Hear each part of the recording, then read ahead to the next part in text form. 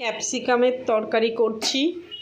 আর ক্যাপসিকামের তরকারির ভিতর এই যে এটা কি মাছ বলো তো, ট্যাংরা মাছ হয়ে গেছে।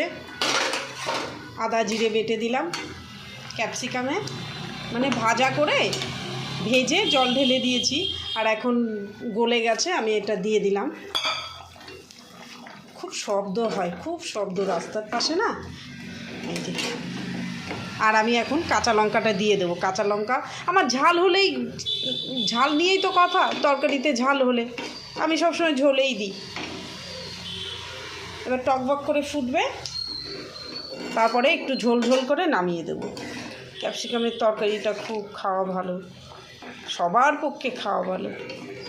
পাতলা ঝোল করতে হয়, আদা জিরে বেটে জ্যান্ত মাছ দিয়ে করলে তো খুব ভালো। জ্যান্ত মাছ বলতে তোমার শোল, ল্যাঠা, তারপরে এই সব ধরনের মাছ। বাটা মাছ তো খুব কাটা, বয়স্করা খেতে পারে না, কিন্তু ঝোলটা খাওয়া তো ভালো।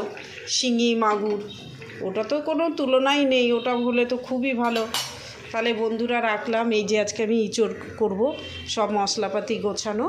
এই যে ইঁচড় সিদ্ধ করে জলটা ওই যে কড়াইতে রয়েছে, কমেন্ট শেয়ার করো।